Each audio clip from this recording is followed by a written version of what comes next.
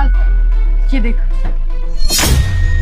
क्या बकवास है ये? नहीं खाना है यहाँ पे, चल। क्या हुआ मैम? इतने बड़े कैफे में आया हम, अगर यहाँ पर इनके से गरीब खाना खाएंगे तो हमारी क्या इज्जत रह जाएगी? एक काम कर, इसे अभी के भी यहाँ से बाहर निकाल। इन्हें? वो अभी तेरा बाप लगता है ये जो इतनी इज्जत दे रहा है? बोला ना जितना उतना कर, इसको निकाल यहाँ से बाहर, जल्दी जा।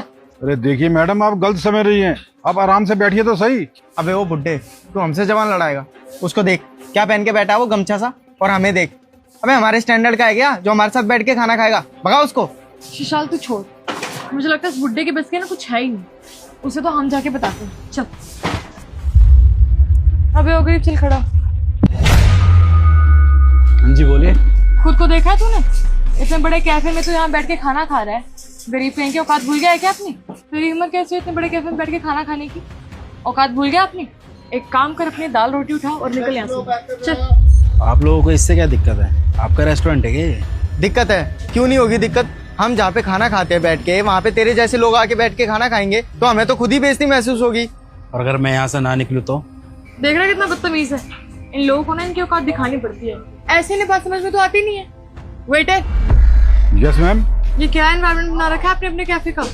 आपको समझ में नहीं आता? कैफे अमीर लोगों के लिए होता है, इन जैसे गरीबों के लिए नहीं। थोड़ा अमीर और गरीबों में फर्क रखना जरूरी होता है। ये बात समझ में नहीं आती है आपको? लेकिन कोई बात नहीं, अभी यहाँ पे बैठ गया है तो इसमें मैं क्या कर सकती हूँ। लेकिन अगर आप इसे धक्के मार के बाहर निकाल देंगे तो हम यहाँ बैठ के खाना खा लेंगे, वरना 1 मिनट लगेगा आपके कैफे को बदनाम करने में। अरे मैडम, क्या बोले जा रही हैं आप? ये इस कैफे के मालिक है। अब मालिक को मैं कैसे भगा सकता हूँ? ओनर? अबे दिमाग खराब है क्या तेरा बुड्ढे? ये गरीब फटीचर यहाँ का ओनर कैसे हो सकता है? देख रहा है इसकी शक्ल, देख पहले। क्यों नहीं हो सकता मैं ओनर? ओनर की डेफिनेशन यही होती है क्या? कोट पैंट पहनना है, बढ़िया बढ़िया कपड़े पहनना, या फिर आप लोगों की तरह घमंडी होऊंगा, बढ़िया बढ़िया कपड़े पहनूंगा तभी ओनर कहलाऊंगा क्या यहाँ का?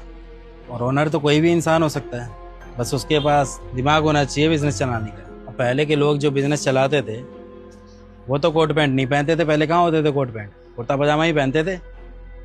आप लोग ये आ गए बढ़िया बढ़िया कपड़े पहन के, तो आप लोग मुझे जज कर रहे हैं। आप लोग को ऐसा लग रहा है कि मैं यहाँ का ओनर नहीं हूँ, आप ही हैं जैसे अपने आप को मान रहे हो आप। और ये कैफ़े मैंने ना इसलिए नहीं खोला कि आप जैसे अमीर और घमंडी लोग आएँ और यहाँ पे और लोगों की बेइज्जती करें, बल्कि ये कैफ़े मैंने इसलिए खोला है कि मेरे यहाँ पे कोई भी व्यक्ति आए ना, भूखे पेट ना जाए, सबको इज्जत से भरपेट खाना मिले। और आप लोग अभी मेरी बेइज्जती कर रहे थे ना, आप लोगों को ऐसा लग रहा था कि अगर मैं यहाँ पे आया और अपनी ये बैठ के दाल रोटी खा रहा हूँ तो इससे आप लोगों का स्टैंडर्ड गिर रहा है। लेकिन स्टैंडर्ड आपका इस चीज़ से नहीं गिर रहा है, स्टैंडर्ड तो आपका अब गिरेगा, क्योंकि जिस तरीके का आपका एटीट्यूड है ना, इस कैफ़े में तो छोड़ो, कहीं छोटे से ढाबे में बिठा के आपको कोई इज्जत से खाना नहीं खिलाएगा। और पता है क्यों? क्योंकि जो इंसान अपने माँ के हाथ के खाने की इज्जत नहीं करता ना, उसको एक दिन रोटी तक नसीब नहीं होती है। ये टिफिन तो अच्छे से याद होगा ना आपको, आप ही के माँ के हाथ का खाना है इसके अंदर। मैं एक बात बता, जब कैफे जाके खाने का प्लान बन ही गया है तो ये लंच का क्या करेगी तू? अरे यार, मैं नहीं चाहती थी मैं टिफिन लेकर आऊँ, मम्मी ने इतना प्यार से दिया तो लाना पड़ा। खैर ले, थैंक दिया, चले अब। चल, ये भी ठीक है।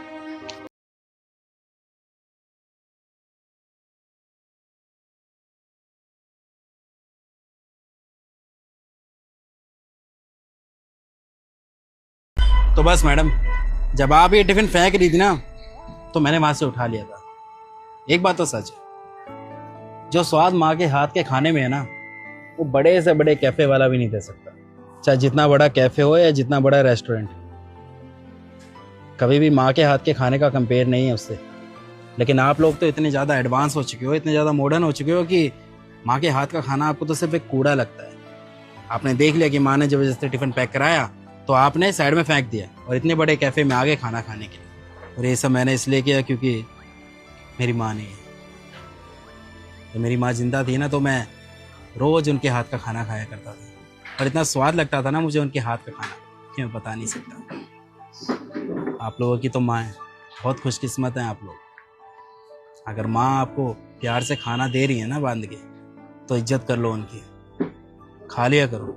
क्यों इस तरीके से माँ के हाथ का बना हुआ खाना नाली में नहीं डालना चाहिए। और रही बात मेरे पहनावे की, तो जब मैं गांव से आया था ना इस शहर में अपना काम खोलने के लिए, तब भी मैंने ऐसे ही कपड़े पहने हुए थे। और आज जब मेरा काम चल गया है तब भी मैं ऐसे ही कपड़े पहनता हूँ, क्योंकि मुझे पसंद है ऐसे कपड़े पहनना, और इस चीज़ के लिए मुझे कोई टोक नहीं सकता। समझ में आया आप लोगों को? तो बस यही कहूँगा कि अपनी माँ के हाथ के बने हुए खाने की ना इज्जत करो, क्योंकि अगर माँ नहीं रही ना तो कोई बड़े से बड़ा रेस्टोरेंट, बड़े से बड़ा कैफे, अगर तुम्हें अपनी गलती का एहसास हो गया हो ना तो घर जाके माँ से माफ़ी मांग लेना अपनी।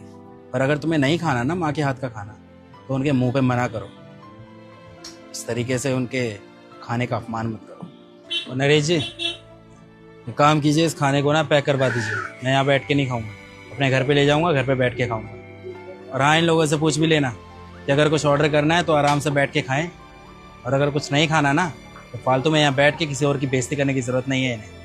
समझा देना, पैक करवाइए इसे।